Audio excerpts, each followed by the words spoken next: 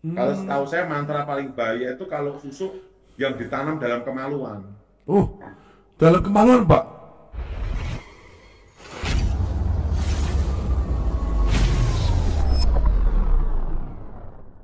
Shalom, sahabat KP yang diberkati Tuhan. Apa kabar?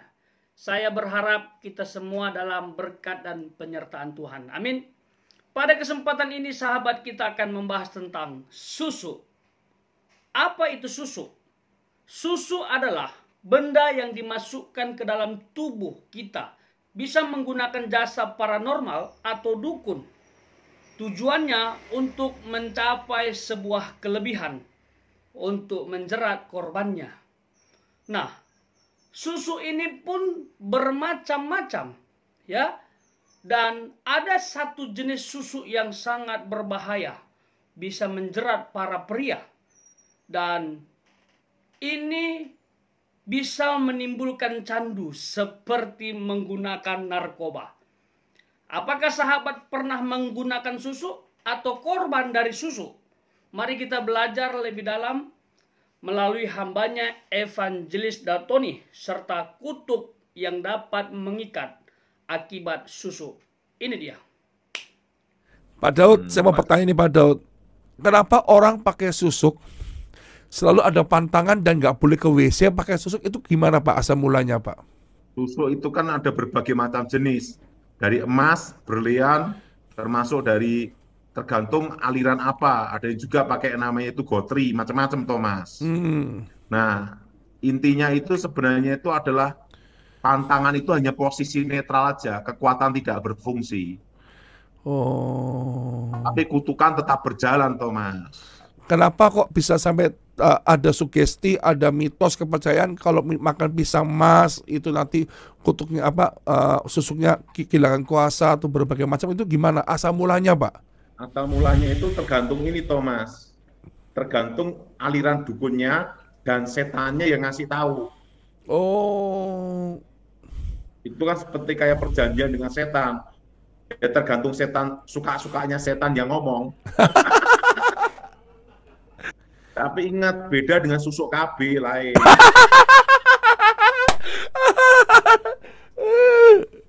Apa bedanya Pak Daud?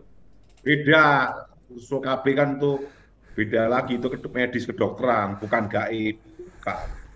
Iya Pak Daud. Pak Daud, susuk apa yang paling tertinggi Pak Daud secara keilmuan Jadi ilmu perdukunan Pak? apapun di nama Yesus kalah pasti. Hah?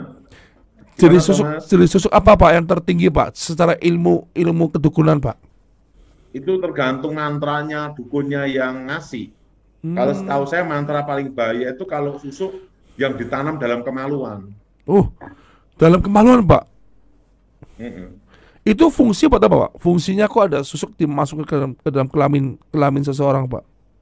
Kalau orang berhubungan itu langsung berhubungan badan itu kayak ketagihan, kayak orang kena narkoba. Oh, bikin bikin pasangan kelepak-kelepak gitu ya Pak Daud ya?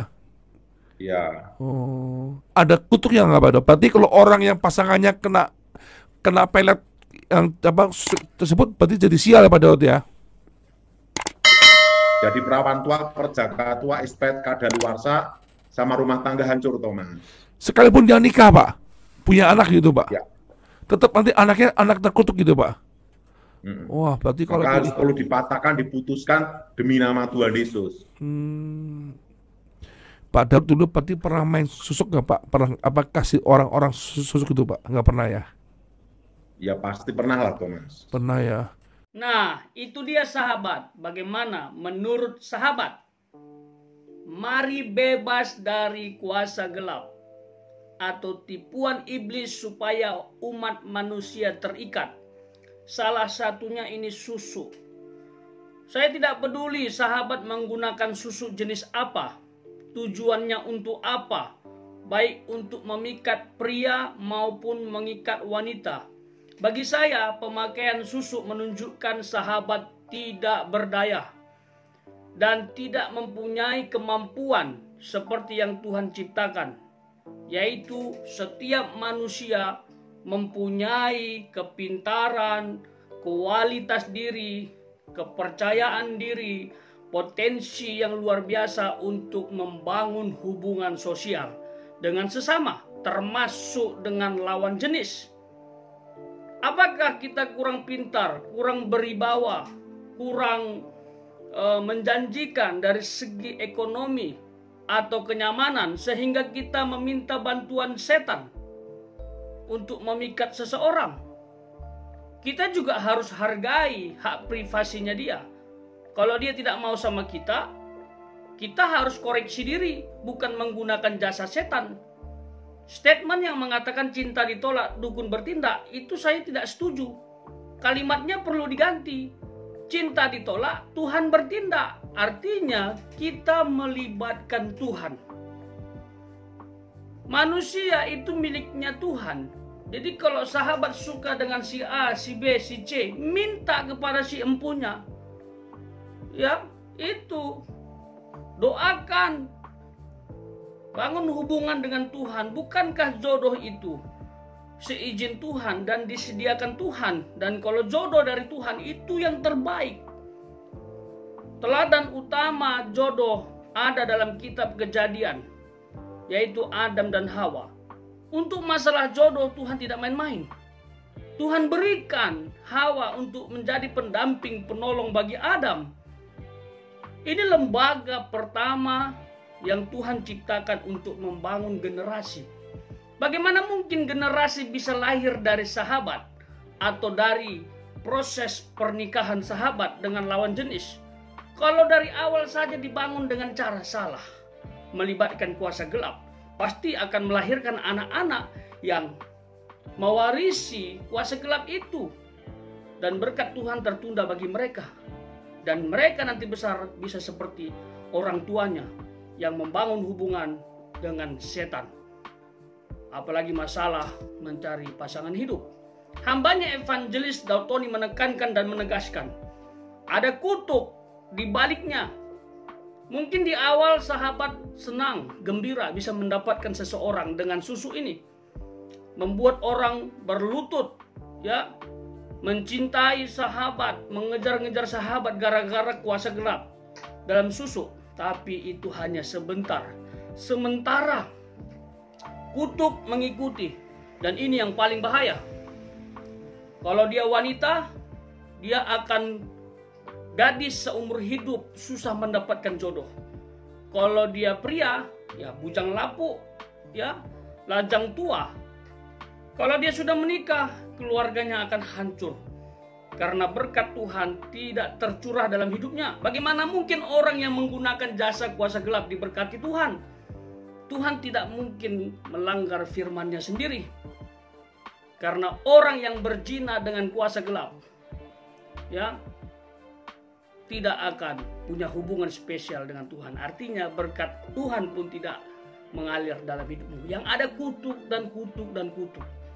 Iblis kalau dilibatkan tidak pernah gratis, sahabat. Dia selalu minta imbalan dan dia selalu meninggalkan kutuk yang berdampak fatal dalam hidupmu. Bagi sahabat yang sudah pernah terlanjur menggunakan kutuk, bertobatlah, berdoalah seperti yang diajarkan hambanya Evangelis Dautoni. Apabila sahabat Kristen berdoa dengan kuasa darah Yesus. Darah Yesus hancurkan kutuk. Darah Yesus hancurkan mantra.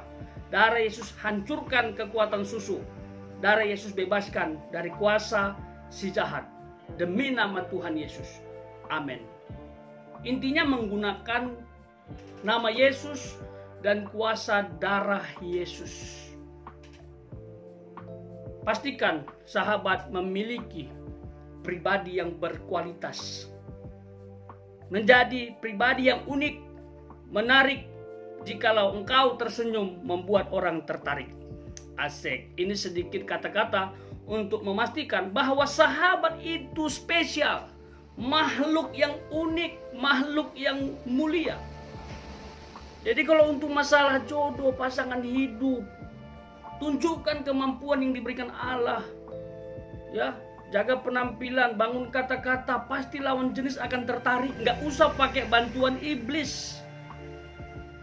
Karena kutuk mengikuti. Ya, kalau belum dapat pasangan Nantikan dengan setia, berdoa.